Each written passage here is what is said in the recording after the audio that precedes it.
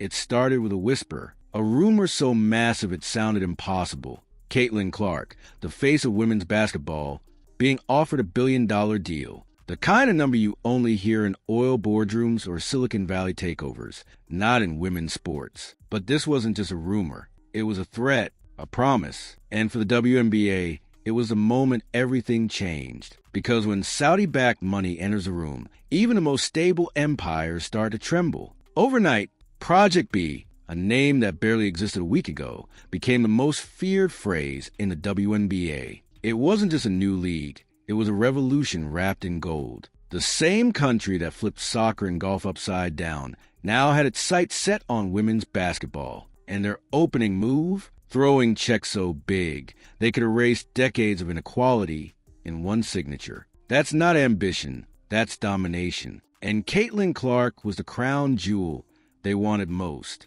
The rumors started circulating after news broke that Nneka Ogwumike, president of the WNBA Players Association, had signed on as the first player in Project B history. The woman responsible for fighting for fair pay in the WNBA had just walked out and straight into the arms of the competition. To fans, it felt like betrayal. To the WNBA, it was panic. But to the players watching from the sidelines, it was proof that someone, somewhere, was finally willing to pay what they were worth. Because make no mistake, this wasn't about basketball anymore. It was about power. For years, players had begged for higher salaries, better facilities, and more respect. They were told to wait, be patient, grow the game. But now a foreign-backed league with bottomless pockets wasn't asking them to wait. It was saying, how much? And the WNBA had no answer to give. Project B wasn't competing. It was conquering. When Nneka signed, social media imploded. Players, reporters, and fans all had the same reaction.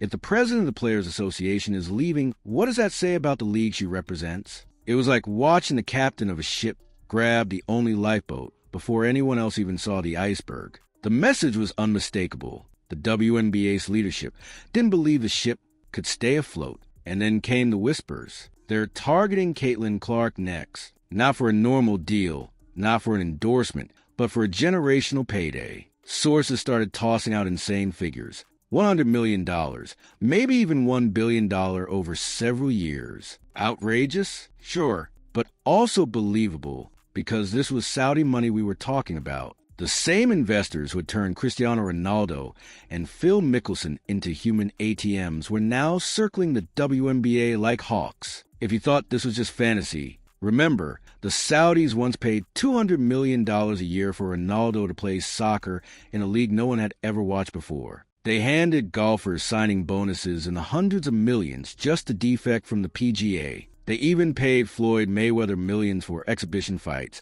that barely lasted 10 minutes. When you're sitting on oil reserves large enough to fund an entire nation, money stops being real. And that's the problem. The WNBA can't play this game. Project B wasn't shy about its intentions. Its founders, a former Facebook executive and a co-founder of Skype, had already secured major names like Candace Parker, Novak Djokovic, and Sloane Stephens as investors. This wasn't a backyard startup. It was a tech-driven, celebrity-funded assault on women's basketball's hierarchy. They called it a global league, but what it really was a power move on the WNBA soul. Behind the scenes, panic spread through WNBA headquarters. The league was in the middle of critical CBA negotiations, trying to hold its structure together for another decade. But how do you negotiate loyalty when someone else is offering freedom and fortune at the same time? For years, players have been forced to travel overseas just to make ends meet. Turkey, Russia, China.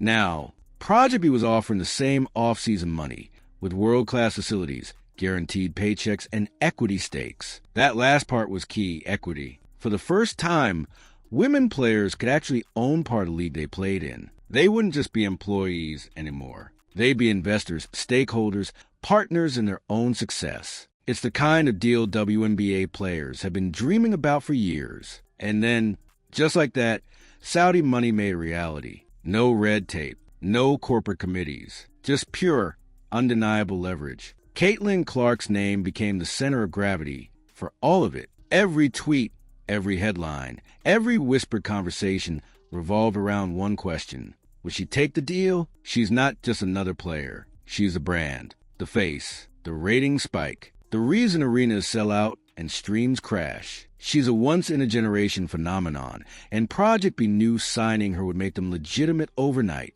Inside WNBA circles, there was a mixture of denial and dread. Officials told reporters that Project B posed no real threat, but even they knew better. When your own players are negotiating extensions while another league is dangling 10 times their salary, your days of control are numbered. Caitlin Clark's choice wasn't just about money. It was about the future of women's basketball itself. And that's where the real fear set in. If Caitlin Clark walks, others will follow. The domino effect would be unstoppable. Every star, every rookie, every overseas vet would start asking the same question. Why am I still here? Within 2 years, Project B could transform from an experiment into the premier women's basketball league on earth. And the WNBA? It could become nothing more than a developmental circuit, a feeder system for the very league that destroyed it. For years, the WNBA held one advantage: loyalty. It was a birthplace of opportunity, the original platform for women's basketball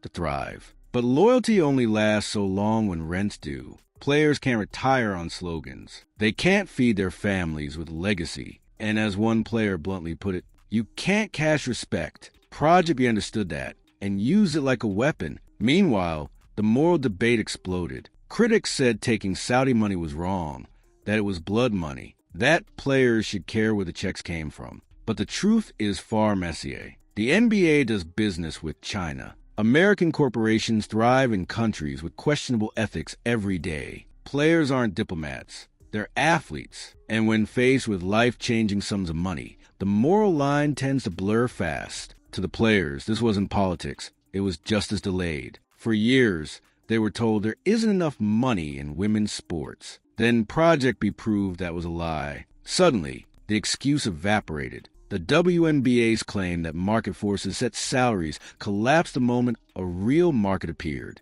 Competition changes everything, and the WNBA, for the first time, had one staring in the face. Behind closed doors, executives tried to pivot. They floated emotional appeals about loyalty, history, and community. They reminded players that the WNBA was built from sacrifice and perseverance. But sentiment doesn't balance a checkbook. The league that once preached empowerment now looked powerless, clinging to nostalgia while a billion-dollar wave built just beyond its walls. For Caitlin, the decision is monumental. On one hand, the WNBA, the league she helped revitalize, the platform that turned her into a household name. On the other, a chance to redefine the economics of women's sports forever. It's not just about her bank account. It's about legacy, control, and rewriting what female athletes are worth. Walk away, and she becomes the face of a revolution. Stay, and she might go down as a player who could have changed everything, but didn't. Every indicator points to one truth. The WNBA created this crisis. The pay gap didn't appear overnight. The lack of marketing didn't come from nowhere. For years, players begged for change and were met with silence. Now, another league listened and offered them everything they were denied. The WNBA's arrogance has finally come due, and the bill isn't small. The symbolism of Nneka's move can't be overstated. The president of the Players Association defecting to a rival league isn't just a career move. It's a mutiny. It's a warning flare to every executive who ever said, be patient. And as one insider put it, if the person negotiating the contracts doesn't believe in the system, why should anyone else? It's a fair question, and one the WNBA doesn't have an answer for. Project B's design is surgical. Running from November to April means it doesn't directly clash with the WNBA schedule. On paper, players could do both. But in reality, why would they?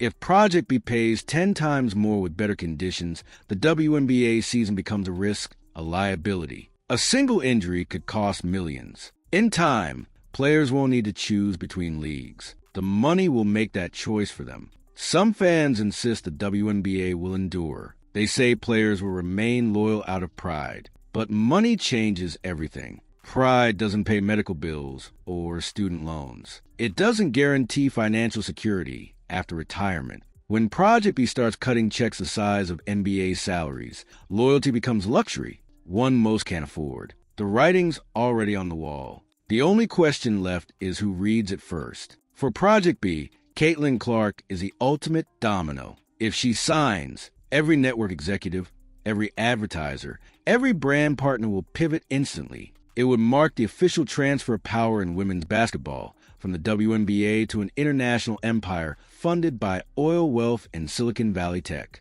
It wouldn't just be a signing. It would be a seismic shift in sports history. The Saudis have a pattern. They don't compete quietly. They buy legitimacy. They did it in soccer, golf, boxing. Now, they're buying basketball soul. Critics will scream sports washing, but for players, this is survival. The kind of financial stability that was once unthinkable is now a phone call away. And as Caitlin Clark weighs her decision, the entire basketball world holds its breath. Because if she leaves, she opens a door for every future star to demand what they deserve. She sets a precedent that could change professional sports forever. She would be remembered not just as a scorer or an icon, but as the woman who forced the system to evolve. That's power few athletes ever hold, and right now it's in her hands. The WNBA can issue statements, hold press conferences, and spin headlines all at once, but players don't listen to words anymore. They listen to numbers.